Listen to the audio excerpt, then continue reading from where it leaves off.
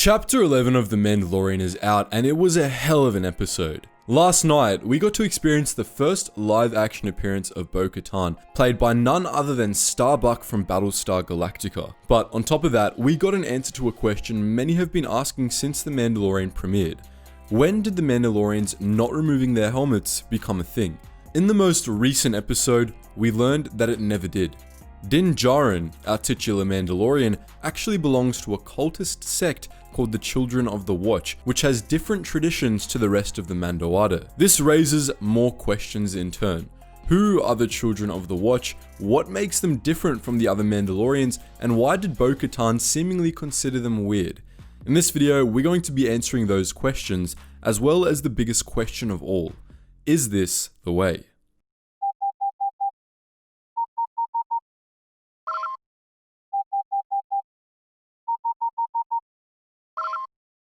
Attention, Sergeant on deck! The major points of information we have concerning the Children of the Watch come from Bo-Katan's introduction in the most recent episode. From what she said, we know that many of the religious tenets Din holds to, including always wearing a helmet and following what they call the Way of Mandalore, are exclusive to this Mandalorian sect. Din's response to Bo-Katan, essentially calling him a crazy cultist, gives us another crucial piece of information. The Children of the Watch believe Mandalore itself to be cursed. This may seem odd, considering their devotion to the Way of Mandalore, but it does make sense, as we'll get to shortly. Now, we knew from the outset that Mandalorian society wasn't exactly homogeneous. There have been many different Mandalorian factions over the years, with radically different interpretations of the Mandalorian codes, including the Death Watch, Maul's Mandalorians, the Mandalorian Resistance, the Imperial Super Commandos, and, in Legends, groups like the True Mandalorians and the Mandalorian Protectors. The Children of the Watch appear to be another group to add to that list, but they're different from the others in an interesting way. They appear to work within other Mandalorian sects. We know from the first season of The Mandalorian that Din Djarin was rescued by the Death Watch, specifically by a unit called the Fighting Corps. But he also stated that he was raised according to the Way and never knew anything different, which means that there were Children of the Watch within the Death Watch. This does make sense, considering the similarity of names and the fact that the Death Watch during the Clone Wars would have been taking in any warriors it could find, and likely would have been a consolidation of many sects under one banner. The Children of the Watch would have been a minority within the Death Watch, however, as Bo-Katan obviously wasn't one of them, and nor was Pre Vizsla. The Children of the Watch were religious zealots who held to an ancient version of the Mandalorian codes, what they called the Way of Mandalore. Groups within this sect appeared to form small tribes led by an armorer, likely in imitation of the original Mandalorian clans. For obvious reasons, Beskar was extremely valuable to them and its use was regulated by the armorer. The tribes considered weapons a part of their religion and had strict rules about always keeping their helmets on. This is the information we get from the show, but there's more we can infer about them if we take a look at Legends. In the distant past, a grey-skinned reptilian species called the Tongs came to a remote jungle world and slew its apex predators, the great mythosaurs. They claimed this world as their new home and they named it after their leader, Mandalore I. Those Tongs became the first of the Mandalorians, and on their new homeworld they reshaped themselves into a warrior race. Ever after, the leader of the Mandalorians would claim the title of Mandalore, taking Mandalore's name as a way of honoring him. This is likely what the Children of the Watch are referring to when they talk about the Way of the Mandalore.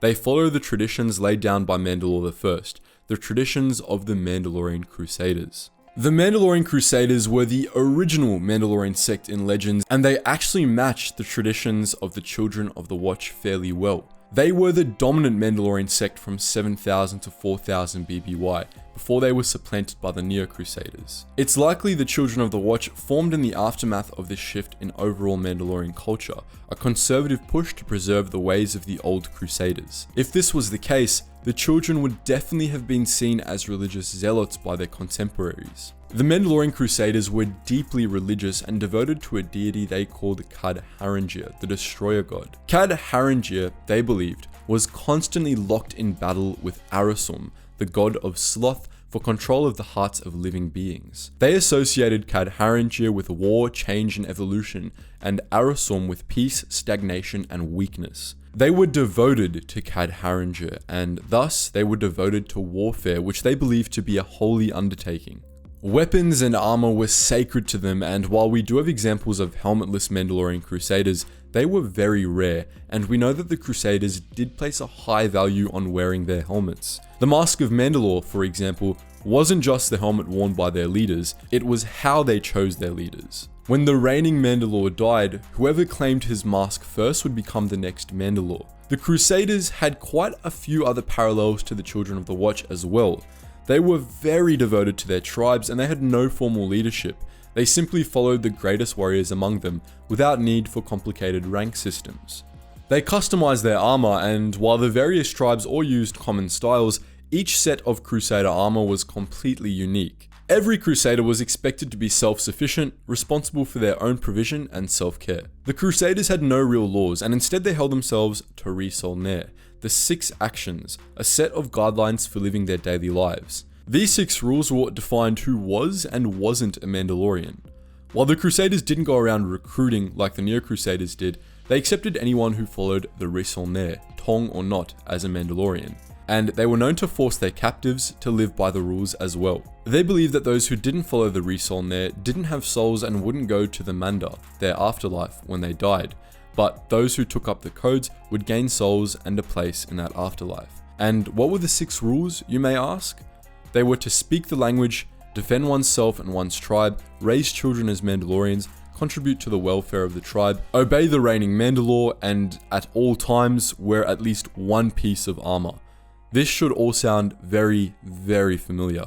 Most importantly, the Crusaders were nomadic. They claimed Mandalore as their homeworld nominally, but in practice, they spread out across the galaxy, never dwelling in one place for too long. The clans routinely returned to Mandalore to meet and discuss plans, but few of them spent time there in the days of the Crusaders. In the time of Mandalore the Indomitable, for example, the Mandalorian Crusaders conquered the deep core world of Kuar, and Mandalore and his followers proceeded to live there for the next few years while he planned his conquests, as opposed to returning to Mandalore, as future Mandalorians would have done. All of this sounds remarkably like the culture practiced by the tribe, Din Djarin's people. Now again, this is all legends, which means it doesn't necessarily factor into the world of the Mandalorian. But the way the Children of the Watch live seems a whole lot like how the Mandalorian Crusaders lived. The Risolner in particular seems to be a major component of the way.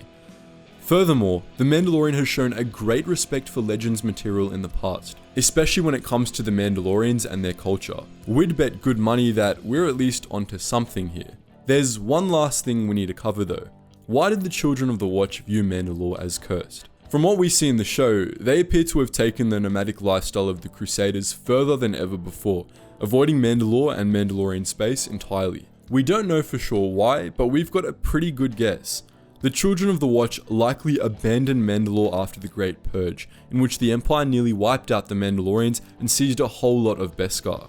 Perhaps they believe that the blood of so many dead Mandalorians has left a curse on the planet. Alternatively, they could have believed that the Mandalorians' abandonment of the old ways is what brought the curse, and that the Purge was part of its fulfillment, something that's paralleled in many real-world religious beliefs. Either way, the Children of the Watch abandoned Mandalore, seemingly for good. Now, the most important question of all remains. Is this the way? The Mandalorian Crusaders were pretty awesome, so we dare say yes. If Din Djarin is really a modern Mandalorian Crusader, then he's even cooler than we previously thought. But what do you think? Would you like to hear more about the Mandalorian Crusaders in the future? More importantly, would you rather join up with Bo-Katan or be part of the Children of the Watch? Comment below with "So say we all" or "This is the way" respectively to indicate what your choice is. And just before you go guys, make sure you check out all those links in the description below, including our Patreon if you want to get access to exclusive content, our Discord if you want to chat to myself and other Star Wars fans, and our Geetsly's gaming network if you want to play games with those other Star Wars fans.